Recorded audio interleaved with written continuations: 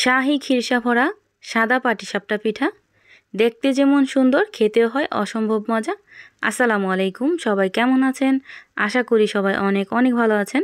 অনেকেই পাটিসাপটা পিঠা তৈরি করতে গেলে পিঠাটা ফেটে যায় বা শক্ত হয়ে যায়। এই প্রসেসে পাটিসাপটা পিঠা তৈরি করলে আপনার পিঠাটা কিন্তু একদমই ফেটে যাবে না বা একদমই শক্ত হবে না। অনেকটা সময় পর্যন্ত এই পিঠাটা অনেকটাই সফট থাকবে। সব কিছু মিলিয়ে আজকের এই ভিডিওটা আশা করছি আপনাদের কাছে খুবই ভালো লাগবে। এখন কথা না বাড়িয়ে দেখে নেই আমি কিভাবে এই পিঠার গোলাটা তৈরি করলাম। প্রথমে একটা বলে আমি নিয়ে নিব 2 কাপ পরিমাণ ভিজা চালের গুঁড়া, 1 কাপ দিয়ে দিব আটা, হাফ চামচ দিয়ে দিব লবণ, 1/3 কাপ পরিমাণ দিয়ে দিব চিনি। এখন অল্প অল্প করে পানি দিয়ে পাতলা করে একটা ব্যাটার তৈরি করে নিতে হবে। এই ব্যাটারের উপর ডিপেন্ড করে আপনার পাটিসাপটা পিঠাটা একদম পারফেক্ট হবে কিনা। এজন্য হাতে একটু সময় নিয়ে ধৈর্য ধরে এই ব্যাটারটাকে গুলিয়ে নেবেন। আপনাদের হাতের কাছে যদি শুকনো চালের গুঁড়ি বা ভিজা চালের গুঁড়ি না থাকে, ওই ক্ষেত্রে আপনারা রান্না করা ভাতের চাল আধ ঘন্টা আগে ভিজিয়ে ব্লেন্ড করে নিলে কিন্তু হয়ে যাবে। 1 কাপ চালের জন্য হাফ কাপ পরিমাণ আটা ব্যবহার করবেন, তাহলেই কিন্তু হয়ে যাবে। এইভাবে আমি অল্প অল্প করে পানি দিয়ে পাতলা করে একটা ব্যাটার তৈরি করে নিছি। আর ব্যাটারটা কীরকম হবে আপনাদেরকে একটু দেখিয়ে দিতেছি। ঠিক এরকমভাবে ব্যাটারটা তৈরি করে নেবেন। এখন আমি এই পাটিসাপটা পিঠার জন্য খিরসাটা তৈরি করে নেব। খিরসা তৈরি করার জন্য প্রথম উপকরণ হচ্ছে চাল বা সুজি। আমি এখানে পোলার চাল নিয়ে নিয়েছিলাম 4 চামচ পরিমাণ। এই চালটাকে ভালো করে ধুয়ে আধ ঘন্টার মতো ভিজিয়ে রাখছিলাম। এখন আমি পরিমাণ মতো পানি দিয়ে ব্লেন্ড করে নেব। এই চালটা ব্লেন্ড করার সময় অবশ্যই একদম মিহি পেস্ট করতে হবে, যেন কোনো রকম দানাদার অংশ না থাকে। আর এই তো দেখতেই পাচ্ছেন, এইভাবে আমি পাতলা করে একটা ব্যাটার তৈরি করে নিছি। এখন আমি খিরসা তৈরি করতে চলে যাব। প্রথমে একটা ফ্রাই প্যানে আমি ডিপ ফ্রিজে থাকা 1 কেজি পরিমাণ লিকুইড দুধ এখানে দিয়ে দিলাম। দুধটা যখন খুব ভালোভাবে গলে যাবে, ওই পর্যায়ে এখানে কিছু গোটা গরম মশলা দিয়ে দিলাম। এখন আমি ব্লেন্ড করে রাখা সেই মিশ্রণটা এখানে দিয়ে দিব। আর অনবরত নাড়তে হবে যেন নিচে লেগে না যায়। এখানে পোলার চাল দেওয়ার কারণেই কিন্তু ফ্লেভারটা খুবই ভালো আসে। স্প্যাচুলা দিয়ে করতে গেলে দলা পাকিয়ে যায়, এজন্য আমি হ্যান্ড বিটার দিয়ে খুব ভালোভাবে এইভাবে নেড়ে দেব। ততক্ষণ পর্যন্ত নাড়ব যতক্ষণ পর্যন্ত খুব ভালোভাবে ঘন হয়ে না আসছে। এই পর্যায়ে এসে আমি এখানে খেজুরের গুড় ব্যবহার করব। আপনারা চাইলে চিনি দিয়েও করতে পারেন।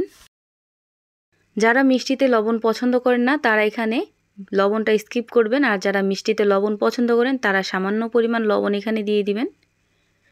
গুড় দেওয়ার পরও খুব ভালোভাবে গুড়টাকে মিশিয়ে নিতে হবে। আপনাদের লিকুইড দুধটা যদি পাতলা হয়ে থাকে তাহলে এই পর্যায়ে এসে হাফ কাপ পরিমাণ গুঁড়া দুধ ব্যবহার করতে পারেন। এখন খুব ভালোভাবে সব কিছু একসাথে মিশিয়ে নিব আর এই খিরসাটাকে ঘন করে নেব। জাল করতে করতে এই খিরসার কালারটা কিন্তু অনেকটাই চেঞ্জ হয়ে যাবে। আপনারা বানানোর পর কিন্তু বুঝতে পারবেন। খিরসাটা জাল করতে করতে যখন নাকি অনেকটাই ঘন হয়ে যাবে, ওই পর্যায়ে এসে আপনারা এখানে লবণ আর মিষ্টিটা একটু চেক করে দেখবেন। আর এই তো দেখতেই পাচ্ছেন খিরসাটার কালারটা কিন্তু মাশাআল্লাহ অনেকটাই সুন্দর হয়ে গেছে। এই খিরসাটা কিন্তু এখনও অনেকটাই পাতলা আছে, আপনারা দেখলেই বুঝতে পারবেন। এখনও অনেকটা ঘন করা দরকার, এজন্য আমি আরও কিছুক্ষণ জাল করে নেব।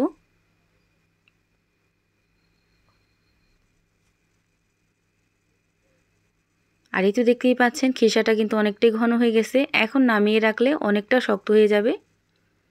আপনারা চাইলে বেশি শক্ত করতে চাইলে আরও কিছুক্ষণ জাল করে নেবেন। এখন আমি চুলাটাকে অফ করে নামিয়ে নিব। খিরসার টেস্টটা তখনই ভালো আসবে যদি আপনার লিকুইড দুধটা একদম পারফেক্ট হয়। এখানে আমি আবারও বলে দিই, যদি দেখেন আপনাদের লিকুইড দুধটা পাতলা হয় তাহলে এখানে গুঁড়া দুধ অবশ্যই ব্যবহার করবেন, না হয় কিন্তু খিরসার টেস্টটা ভালো আসবে না। এখন আমি একটা বাটিতে এই খিরসাটা ঢেলে নিলাম আর ঠান্ডা করে নেব। আর এই তো তৈরি হয়ে গেল মজাদার খিরসা। এখন আমি পিঠাটা বানাতে চলে যাব। এখানে আমি একটা ফ্রাই প্যান নিয়ে নিছি আর ফ্রাই প্যানে সামান্য পরিমাণ তেল ব্রাশ করে দিলাম। এখন 1 চামচ পরিমাণ ব্যাটার দিয়ে এইভাবে একটু ঘুরিয়ে দিব আর ঢাকনা লাগিয়ে অপেক্ষা করব 1 মিনিটের মতো। 1 মিনিট পর উপর দিয়ে আমি খিরসাটা দিয়ে দিলাম। খিরসাটা দিয়ে এইভাবে আমি রাউন্ড করে দেব। এই পাটিসাপটা পিঠা তৈরি করার সময় অবশ্যই চুলার হিটটা লোতে রেখে তারপর পিঠাগুলো তৈরি করবেন, না হলে পিঠাগুলো কিন্তু পুড়ে যাবে।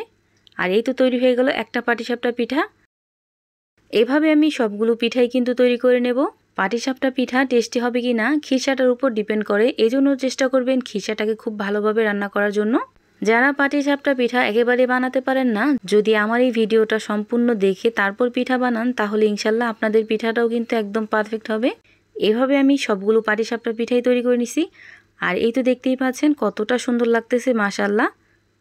বাসায় অবশ্যই একদিন ট্রাই করবেন, ইনশাল্লাহ আপনাদের কাছেও খুবই ভালো লাগবে। এখন আমি এখান থেকে একটা পিঠা আপনাদেরকে ভেঙে দেখাচ্ছি যে কতটা পারফেক্ট হয়েছে।